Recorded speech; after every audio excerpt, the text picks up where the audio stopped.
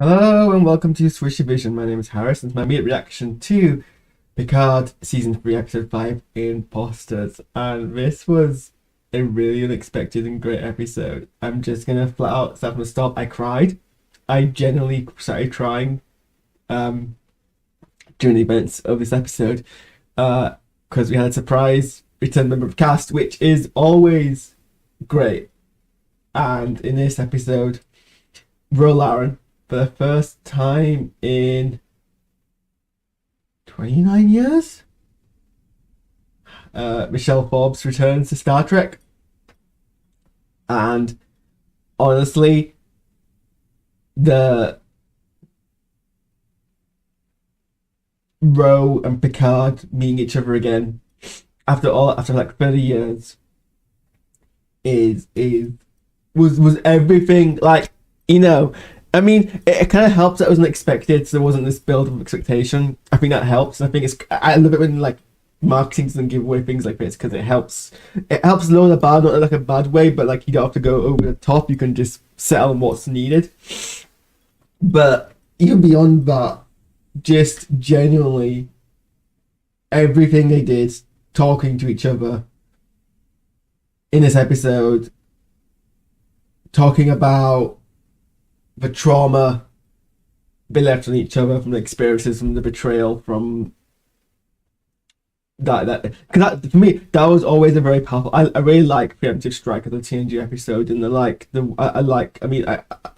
I always felt Picard was in the was at fault. Like if I was Picard, I would have taken Ro out of the mission as soon as it was clear she was compromised. And to show's credit, Riker calls him out on this. He tells him that he gave her the mission because he hoped that her empathizing with the Marquis would help her be a better infiltrant. But obviously, like, and then appreciate she does empathize with him completely and genuinely. So I think about the episode a lot. I think about the way it was left off. I always felt it was a shame that we never got, because Ro Laren was meant to be one of the main cast of Deep Space Nine. She was meant what ultimately became Kira was meant to be Ro Laren. And I always thought that was an interesting premise. That I mean, not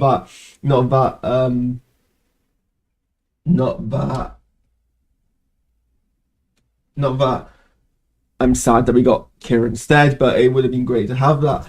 But this very much makes up for that not being the case, because it let us see two older versions of these characters from different perspectives go back to that incident. And at first, it was like I was worried with the way they went about it.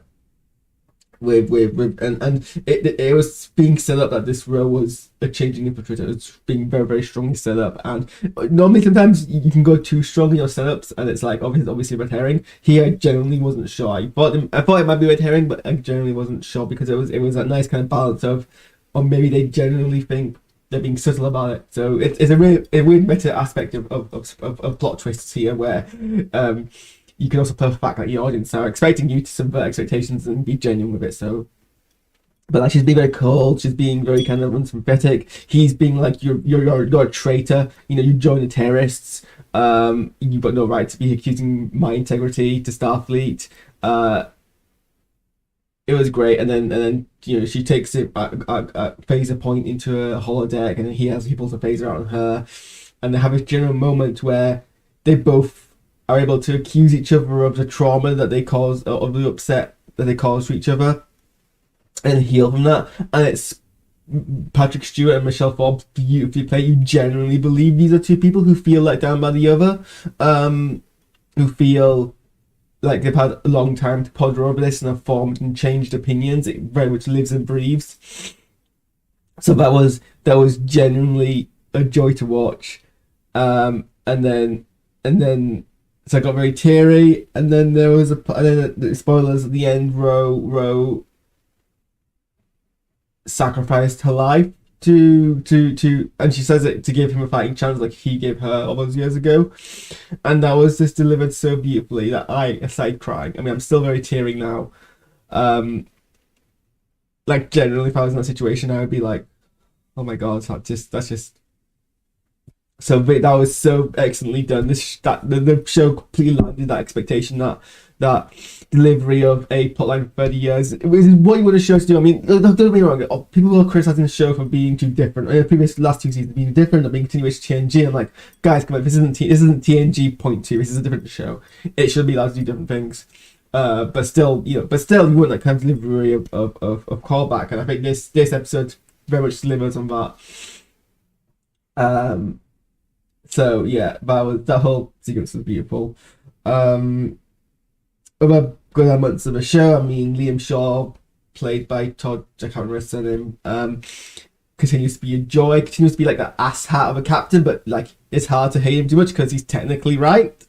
And you can see him, like, kind of his opinion, like you can see like he's not being unreasonable, like when at the end when they're like, we need to run because the Titan has been compromised, the Intrepid has been compromised, and he's hesitant for like all the valid reasons, but he's not like being proudful or stubborn or anything like that.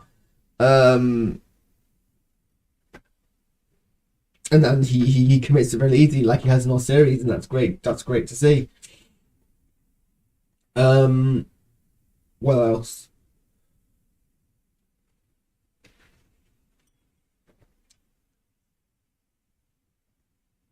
And then yeah, the changeling plot. I'm a bit worried that the changing plot's basically supposed to be a rehash of DS9. Like it's not a rehash, it's a sequel to it, but I'm worrying that we're not getting too much of a new concept.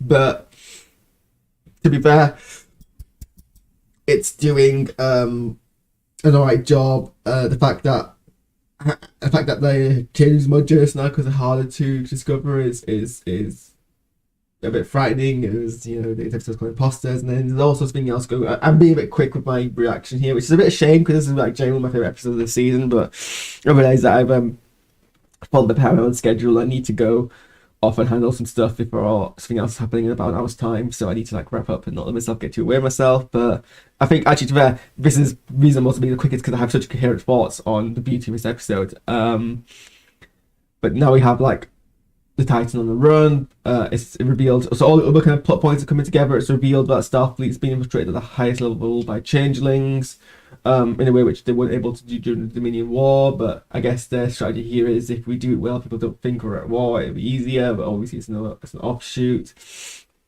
so we don't know who to trust. But I mean, to be fair, Star Trek's always done this kind of infiltration plot before, so it's not like unreasonable to assume that it's going to happen again at some point. Even if they've kind of OP'd for changing a bit.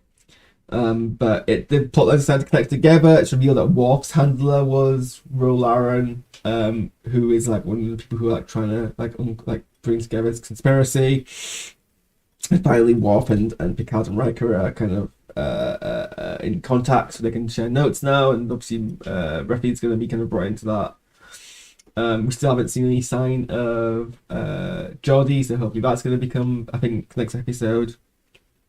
But yeah, Worf and Raffi plotline was fun. They were sparring, which was a great bit of choreography, and then had to fight generally. But also, I like the kind of deception of using it. I spotted the mobile mitt on her arm earlier before it was revealed in the episode, and I'm like, is that a mobile emitter? Because it was they shot it so you couldn't see it clearly, but I could see like the top part. I'm like, that's just a triangle on her arm. That seems like she's a hologram.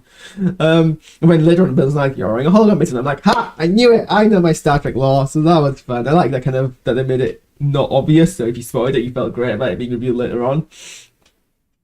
But yeah, Worf has managed to managed to fake his death, but considering how many redundancies Klingons have, it seems pretty reasonable and easy that he would do that, and they managed to get the answers that they need off of the Vulcan criminal. Yeah, and something weird is happening with Jack, which is like pretty horrifying the way that they're portraying it. He's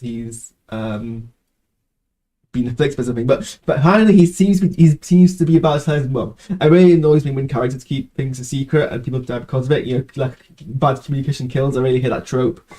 So I'm glad that Jack's being open at least with his mother, which makes sense because why would he hide things from his mother?